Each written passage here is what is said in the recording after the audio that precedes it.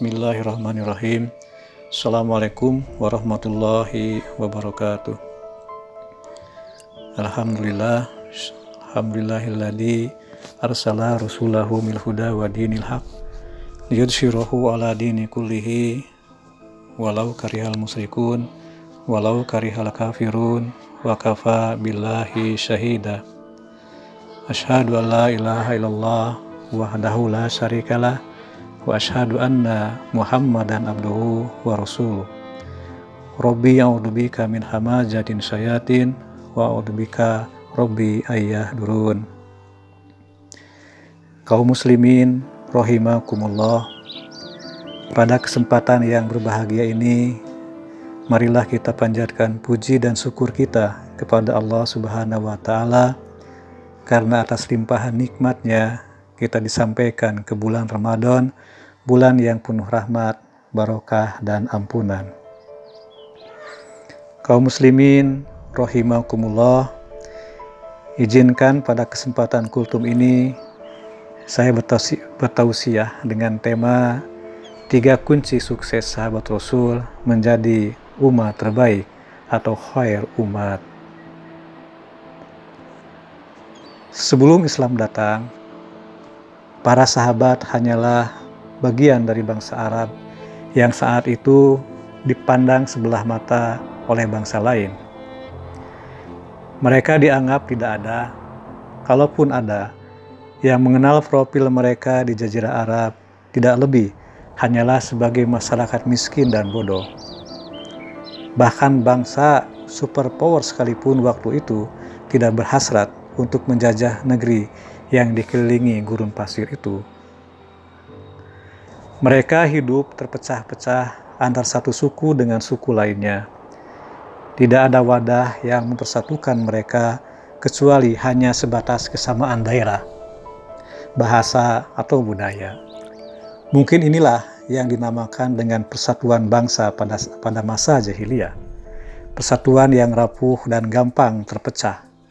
Terbukti peperangan antar suku sering terjadi di antara mereka. Kaum muslimin rahimakumullah, demikianlah kondisi masyarakat jahiliyah hingga risalah Islam datang mempersatukan mereka. Melalui dakwah Nabi Shallallahu Alaihi Wasallam, para sahabat mampu bersatu, menghapus segala sekat perbedaan. Tidak ada yang membatasi mereka untuk bersaudara. Semuanya memiliki derajat yang sama di hadapan syariat. Tak ada yang membedakan kecuali tingkat ketakwaan. Maka mulai dari titik inilah mereka bangkit mengubah statusnya. Terbukti akhirnya mereka menjadi masyarakat yang paling disegani di Jazirah Arab. Mereka menjadi umat terbaik dan mulia dalam catatan sejarah. Prestasi ini disebutkan langsung oleh Allah dalam firman-Nya. A'udzubillahi minasyaitonirrajim. Kuntum khaira ummati ukhrijat linnas ta'muruna bil ma'ruf wa tanhauna 'anil munkar wa tu'minuna billah.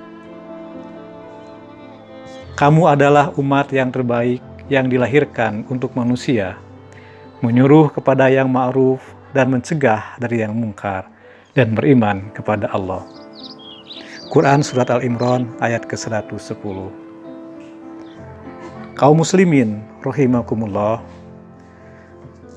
pertanyaannya adalah apa yang menyebabkan mereka mampu membangun dari keterbelakangan dan berhasil membangun peradaban Islam yang mulia ini.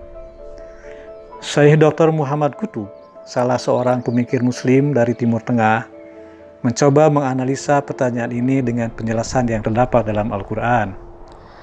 Setidaknya, kata beliau, ada 3 faktor yang menjadikan generasi para sahabat bisa bangkit dengan begitu cepat. Yaitu yang pertama, mereka menjadikan Al-Quran sebagai petunjuk aturan hidup. Yang kedua, hadirnya Nabi Shallallahu Alaihi Wasallam sebagai sosok panutan dalam hidup mereka. Dan yang ketiga adalah kecintaan para sahabat kepada kampung akhirat. Pemirsa hadirin rahimakumullah. Yang pertama adalah menjadikan Al-Quran sebagai petunjuk aturan hidup. Awalnya mereka hidup di tengah-tengah kemusyrikan yang kental dengan budaya kufur. Lalu Al-Quran turun membersihkan budaya syirik tersebut dan menggantikannya dengan prinsip tauhid yang ditancapkan dalam jiwa mereka. Dari sinilah jiwa-jiwa mereka berubah secara total, laksana hidup kembali di dunianya yang baru. Mereka lebih mudah dalam menghadapi masalah. Ketika Al-Quran menjadi spirit utama yang menggerakkan jiwa dan raganya, maka seluruh aturan hidupnya pun otomatis berjalan di atas manhaj rabbani. Manhaj yang memperbaiki cara pandang manusia dalam menjalani hidup. Ia turun langsung dari Sang Pencipta yang maha bijaksana dan maha mengetahui tentang makhluknya. Aturan itu diturunkan tidak lain karena Allah lah satu-satunya zat yang berhak mengatur dan menetapkan pedoman hidup bagi manusia. Sebab dialah Sang Pencipta seluruh alam beserta isinya. Seperti yang disebutkan di dalam surat Al-A'raf ayat ke-54. Ingatlah, menciptakan dan memerintah hanyalah hak Allah. Maha suci Allah, Rabb semesta alam. Ada statement yang menarik dan harus kita cermati dari Syekh Dr. Muhammad Qutb. Beliau menjelaskan, kita tidak akan mampu menerapkan manhaj rabbani ini dalam kehidupan kita, sehingga kita mengetahui dan meyakini bahwa Allah adalah satu-satunya zat yang berhak untuk disembah. Setelah itu, kita menyerahkan sepenuh jiwa dan raga kita hanya untuk Allah semata. Kita meyakini bahwa tak ada yang mampu mendatangkan manfaat dan mudarat kecuali Allah Ta'ala, sehingga kita menerima dengan penuh kerelaan seluruh ketetapannya, mengamalkan perintahnya dan meninggalkan larangannya, serta menjadikan hukumnya Al-Quran sebagai sumber pijakan hukum dalam hidup kita. Kaum muslimin rahimakumullah. Yang kedua adalah hadirnya Nabi Sallallahu Alaihi Wasallam sebagai sosok panutan dalam hidup mereka.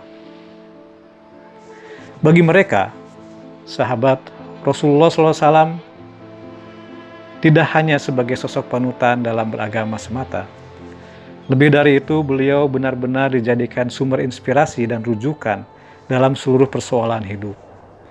Sebab mereka paham bahwa tidak ada satupun ucapan ataupun amalannya kecuali di bawah petunjuk dan bimbingan dari Allah Subhanahu wa Ta'ala.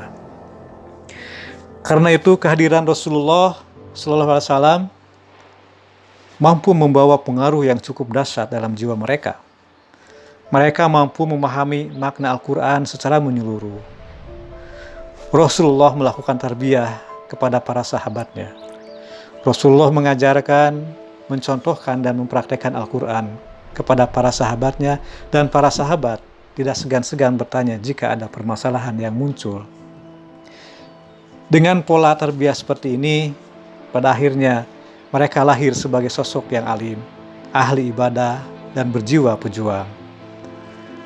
Karena itu, beliau Sallallahu Alaihi Wasallam bersabda, sebaik-baik umat manusia adalah generasiku, kemudian orang-orang yang mengikuti mereka atau tabi'in, dan kemudian orang-orang yang mengikuti mereka lagi atau tabi'it tabi'in.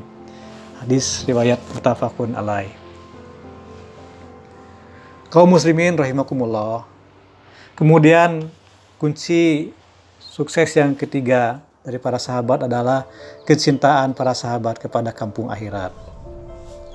Kampung akhirat bagi para sahabat disikapi sebagai orientasi dalam hidupnya.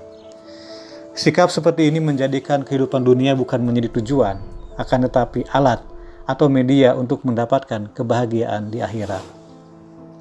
Dalam pandangan para sahabat, kehidupan di dunia ini laksana pertanian menuju akhirat.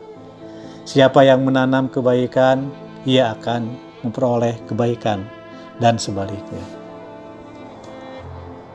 Kaum muslimin rahimakumullah. Lebih lanjut, Dr. Muhammad Qutb menjelaskan, sejatinya kunci perubahan utama yang dilakukan para sahabat tidak lepas dari Al-Quran dan hadis sebagai pedoman utama dalam hidup mereka. Ia menjadi sumber materi pokok dalam membentuk karakter seorang muslim, membina jamaah, dan mengatur masyarakat. Para sahabat dipilih oleh Allah sebagai potret ideal generasi muslim dalam memperjuangkan peradaban Islam. Ketika mereka menerapkan nilai-nilai Islam seutuhnya dalam hidup mereka, maka kemenangan itu pun bisa mereka capai dengan sempurna. Hadirnya Nabi SAW di tengah-tengah para sahabat memang suatu anugerah yang tak mungkin terulang lagi. Namun, itu bukanlah syarat dalam meraih kejayaan umat. Sebab, inti sebenarnya yang dilakukan para sahabat adalah ketundukan jiwa terhadap perintah Nabi SAW dan mengidolakan beliau dalam hidupnya. Karena itu kunci kebangkitan umat hari ini adalah siap meneladani Rasulullah SAW dengan cara menelusuri sirah perjalanan hidupnya serta mengamalkan sunnahnya.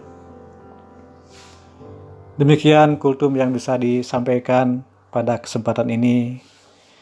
Mudah-mudahan kita bisa mengambil hikmah dari 3 kunci sukses para sahabat meraih kebahagiaan, menjadikan mereka menjadi kuntum khairu umat.